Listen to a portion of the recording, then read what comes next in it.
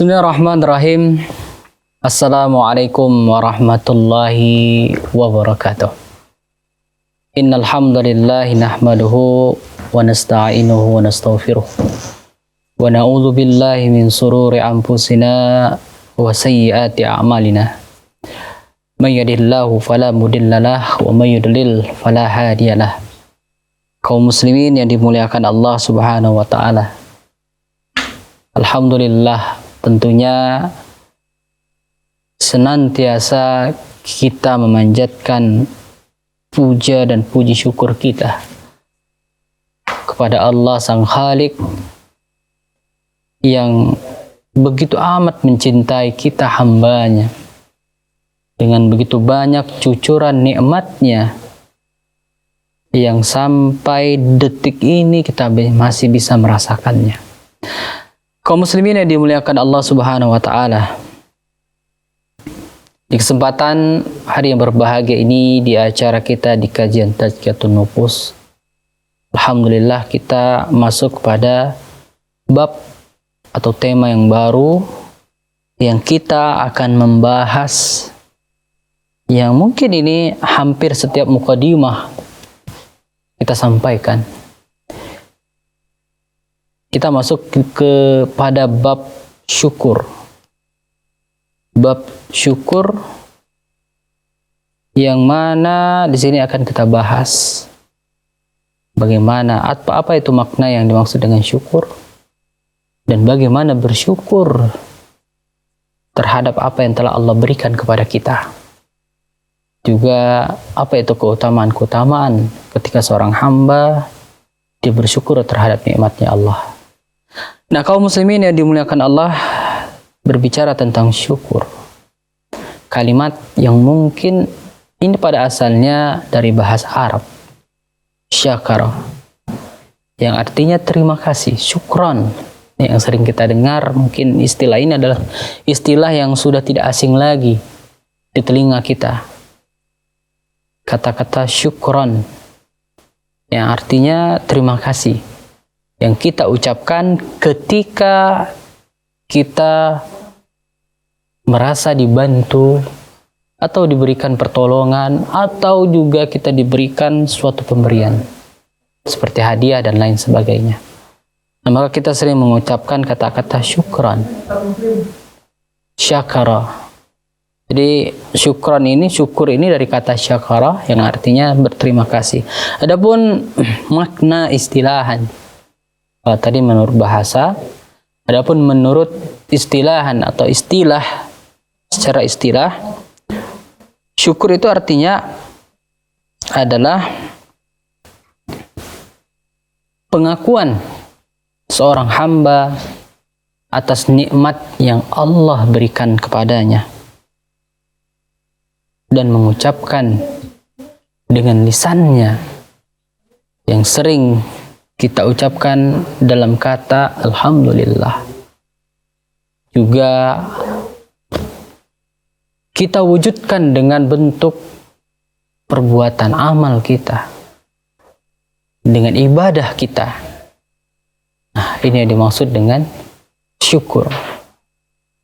Jadi ketika seorang hamba dia bersyukur kepada Allah terhadap apa yang Allah berikan kepadanya, maka setidaknya ada 3 hal menunjukkan bahwa dia bersyukur terhadap apa yang Allah berikan kepadanya. Yang pertama dengan hatinya, insyaallah kita akan bahas secara panjang lebar ya. Syukru biqalbi. Kemudian dengan lisannya, syukru bilisan. Ya, ini terlihat dari ucapannya mengatakan kalimat alhamdulillah. Dengar kabar bahwasanya anaknya berhasil lulus dari kuliahnya, maka dia mengatakan alhamdulillah. Atau dia mendengar kabar selamatnya keluarganya dari musibah, baik itu seperti kecelakaan atau juga bencana alam, maka dia mengatakan alhamdulillah. Ini menunjukkan rasa syukurnya karena dia berterima kasih Allah telah menyelamatkan keluarganya tersebut. Kemudian juga menyatakan dengan perbuatannya. Kita akan bahas nanti secara panjang lebar bagaimana bersyukur dengan hati, bersyukur dengan lisan, dan bersyukur dengan anggota al-jawarih, dengan anggota tubuh yang bisa diwujudkan dengan bentuk dia melakukan sujud syukur. Nah, kaum muslimin yang dimuliakan Allah Subhanahu wa taala. Jadi dari sini kita sudah dapat makna apa yang dimaksud, apa yang diartikan ya, makna dari kalimat syukur tersebut, yaitu ungkapan seorang hamba berterima kasih terhadap apa yang Allah berikan kepadanya. Nah, tentu ini adalah perkara yang tidak ada habisnya. Wa in ta'udu ni'matallah la tuhsuha. Seandainya engkau manusia, bahkan di sini bukan hanya manusia, termasuklah jin di dalamnya, berusaha untuk menghitung nikmat yang Allah berikan kepadamu. Artinya bekerja sama antara jin dan manusia, hanya sekedar untuk menghitung nikmatnya Allah, bukan untuk membalas, untuk menghitung saja. Wa in ta'uddu ni'matallah la tuhsuha. Kalian tidak akan mampu menghitungnya. Bagaimana mungkin ya kita mampu menghitung nikmat yang Allah berikan dari tubuh jasad yang kita miliki ini? Itu sudah cukup pada asalnya untuk kita menjadi hamba Allah yang bersyukur. Kenapa seperti itu? Coba perhatikan apa yang Allah ciptakan dari tubuh kita, apa yang Allah berikan kepada tubuh kita. Ketika kita membuka mata kita di pagi hari, bangun dari tidur kita, apa yang kita ucapkan kalimat yang pertama kali? Alhamdulillahilladzi ahyana ba'da ma amatana wa ilaihin nusur. Kita mengucapkan segala puji bagi Allah yang telah menghidupkanku dari kematianku. Orang yang tidur, dia disamakan maknai dengan orang yang bangun dari kematiannya. Allahu Akbar. Kita bersyukur, berterima kasih kepada Allah karena masih dikembalikan ruh kepada kita. Nah, kaum muslimin yang dimuliakan Allah, insya Allah kita akan lanjutkan kembali pembahasan kita tentang permasalahan di bab syukur, insya Allah setelah beberapa jeda berikut ini.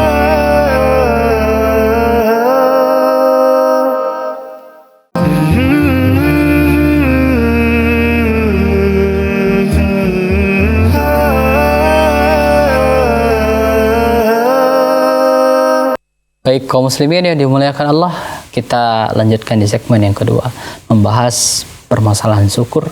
Yang kita bahas di kesempatan kali ini adalah makna atau juga hakikat dari rasa syukur.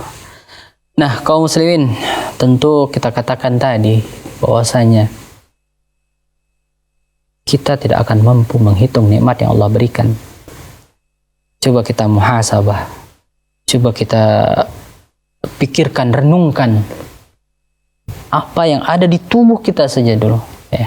Ada sebuah riwayat, ada sebuah kisah seseorang yang mendatangi seorang ulama, seorang syekh. Dia berkata kepada syekh ini, "Wahai syekh, tolonglah aku, bantulah aku, sesungguhnya aku adalah orang yang miskin, orang yang fakir yang membutuhkan pertolongan."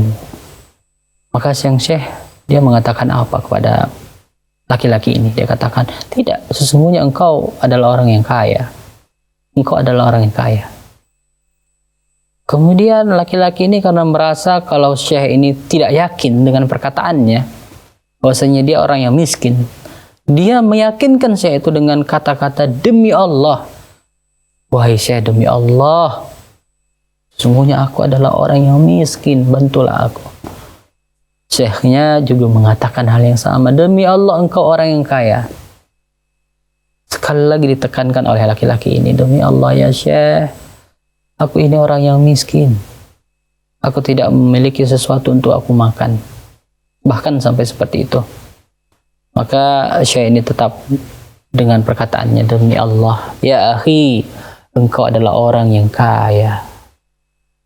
Maka laki-laki ini mengatakan, bagaimana engkau mengatakan aku orang yang kaya, wahai Syekh? Sedangkan engkau lihat bagaimana penampilanku. Bahkan aku tidak memiliki sesuatu untuk aku makan.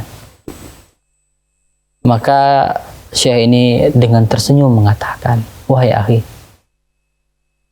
engkau memiliki 2 bola mata dan masih berfungsi secara normal, masih bisa melihat dengan baik.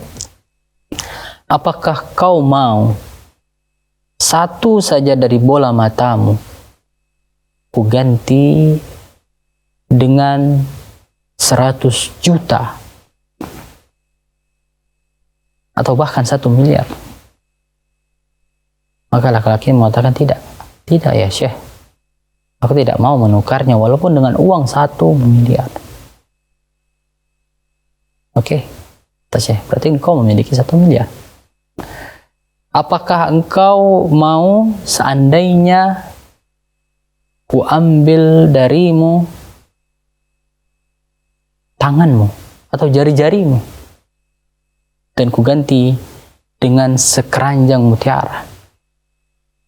Maka kembali laki-laki ini mengatakan, tidak ya Syekh, aku tidak menginginkan. Dan diganti lagi sama Syekh, apakah kau mau ku ambil 1 saja dari ginjalmu, ku ganti dengan uang dengan jumlah yang lebih besar lagi?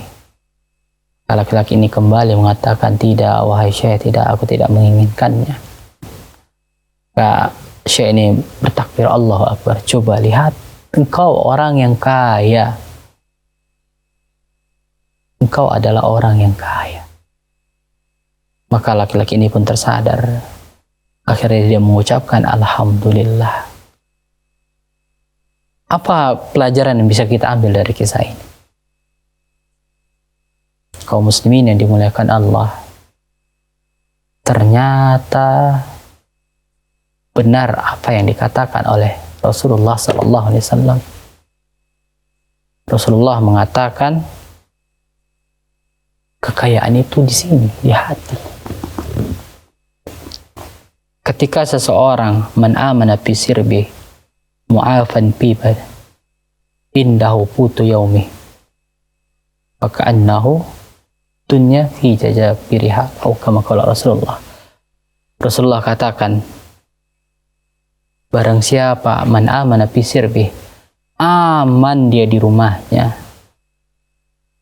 mu'afan fi badani, sehat tubuhnya, indahu futu yaumi, dan dia punya makanan yang untuk dia makan hari itu saja. Artinya makannya cukup ya, sehari ini dah selesai. Artinya sekali makan dia cukup dia untuk makannya. Maka apa kata Rasulullah? Maka annahu ad-dunya fi jajabirih. Maka seolah-olah orang ini yang dia punya, yang dia aman di rumahnya, kemudian ada sehat tubuhnya, punya makanan yang untuk dia makan di hari itu, padahal cuma cukup 1 hari. Maka Rasulullah mengatakan cukup ya. Dengan keadaan seperti ini, Rasulullah katakan cukuplah dia dikatakan memiliki dunia dan istrinya. Apa maksud dari kalimat Rasulullah mengatakan kalimat seperti ini? Maksudnya tak lain tak bukan, cukup seseorang itu seharusnya bersyukur. Kenapa seperti itu? Yang pertama, amanan bisirbi, aman dia di rumahnya. Apalah artinya dia memiliki harta yang begitu banyak, dia punya segala sesuatunya dari dunianya, tapi dia tidak merasa aman di rumahnya.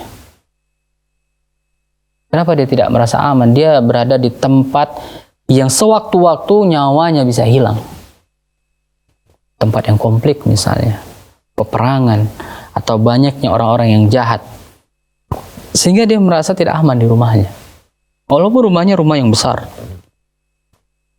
Karena bom bisa jatuh kapan saja. Untuk perihal lainnya yang membuat dia merasa was-was di rumahnya, maka tidak ada berarti harta yang dia miliki. Poin yang pertama, man amana fi sirbi mu'afan fi jasadih. mu'afan fi jasadi. Dia sehat tubuhnya. Sehat tubuhnya, dia bisa merasakan segala dari panca inderanya. Dia bisa mencium, bisa mendengar, bisa melihat, bisa merasa. Ini adalah diantara bentuk kekayaan. Coba bayangkan berapa banyak manusia, orang-orang yang dia kaya raya, punya harta, tapi Allah ambil satu nikmat darinya. Allah cabut darinya nikmat bisa mencium misalnya, merasakan penciuman, indera pencium. Allah cabut darinya, maka dia berusaha keras berobat sampai ke luar negeri. Dia keluarkan uang yang tidak sedikit hanya bisa agar bisa kembali mencium bau aroma, bisa membedakan antara ini adalah bau, ini adalah wangi, bisa merasakan enaknya bau makanan dan lain sebagainya. Allah Akbar. Coba kaum muslimin yang dimuliakan Allah, luar biasa nikmat yang begitu besar. Dan insya Allah kita akan kembali lanjutkan lagi untuk mengkaji dan juga mendalami, merenungi begitu banyaknya nikmat yang Allah berikan kepada kita. Insya Allah setelah beberapa jeda berikut ini.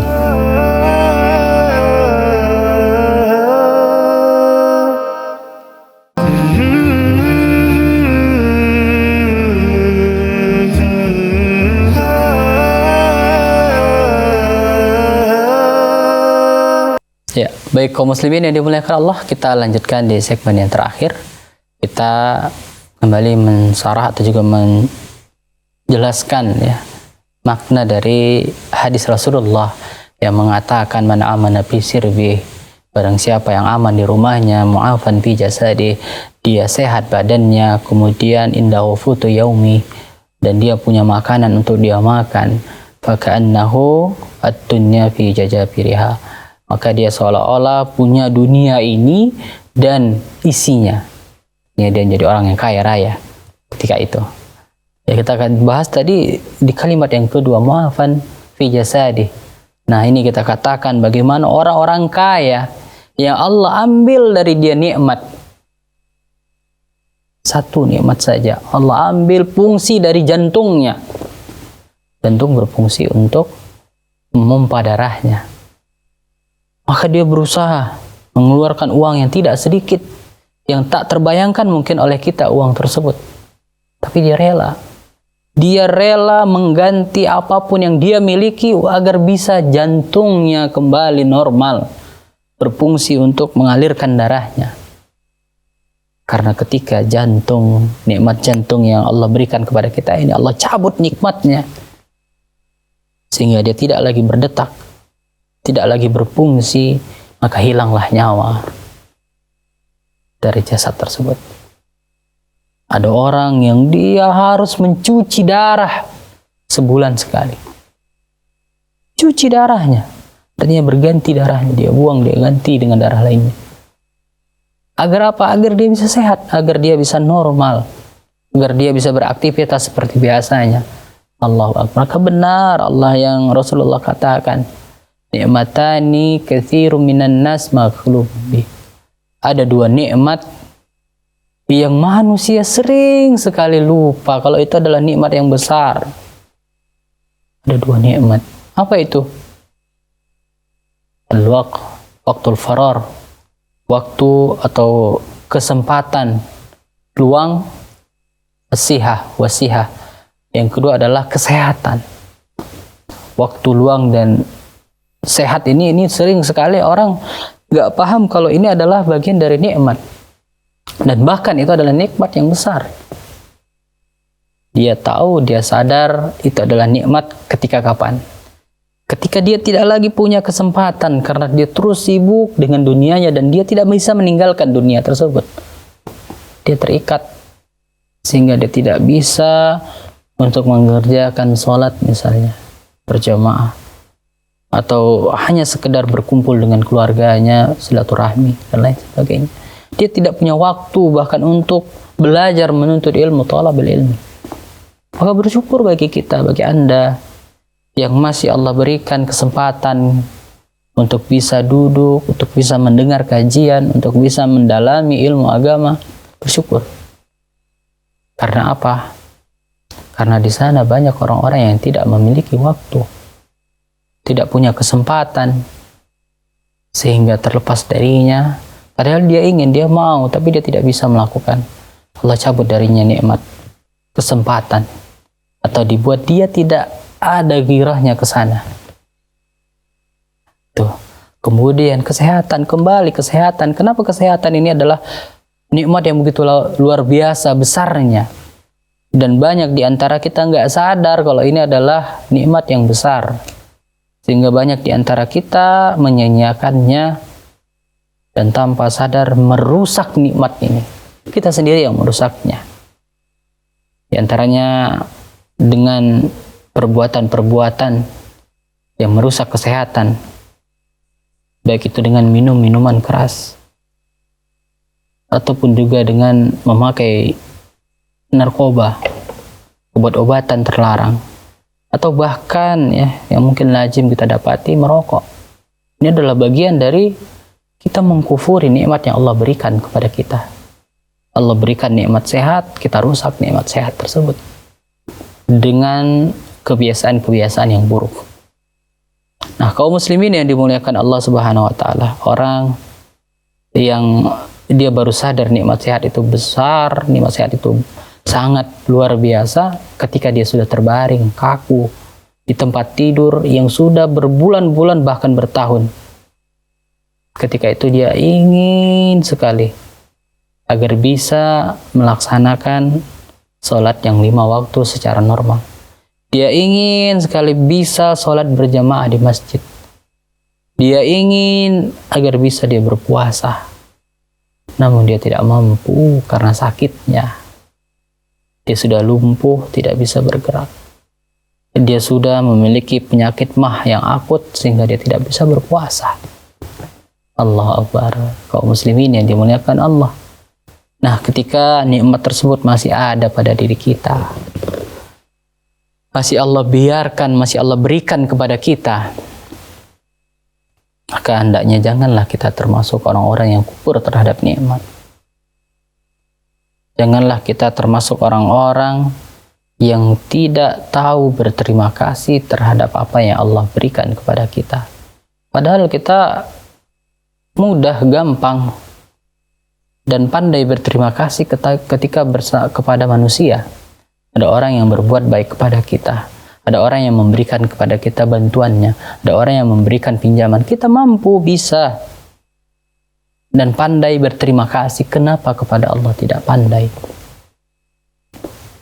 Padahal apa yang Allah berikan kepada kita jauh lebih banyak dari apa yang diberikan manusia manapun, bahkan orang tua kita kepada kita. Maka jauh lebih pantas sebagai seorang hamba kiranya kita berterima kasih kepada apa yang Allah berikan kepada kita setiap waktu. Setiap waktu dan setiap saat dimanapun kita berada. Kalimat kata-kata Alhamdulillah. Alhamdulillah. Bahkan sampai di saat kita ditimpa musibah. Ketika melihat sesuatu yang tidak kita senangi, apa doanya? Apa yang kita ucapkan? Alhamdulillah ala kulli hal. Segala puji bagi Allah atas segala keadaan. Nah, kaum muslimin yang dimuliakan Allah Subhanahu wa taala. Sampai di sini untuk kajian kita di kesempatan hari yang berbahagia ini, mudah-mudahan bermanfaat, dan kepada Allah kita mohon ampun. Kita tutup dengan doa kafaratul majlis. Subhanakallahumma wa bihamdik, asyhadu an la ilaha illa anta, astaghfiruka wa atubu ilaik. Wassalamualaikum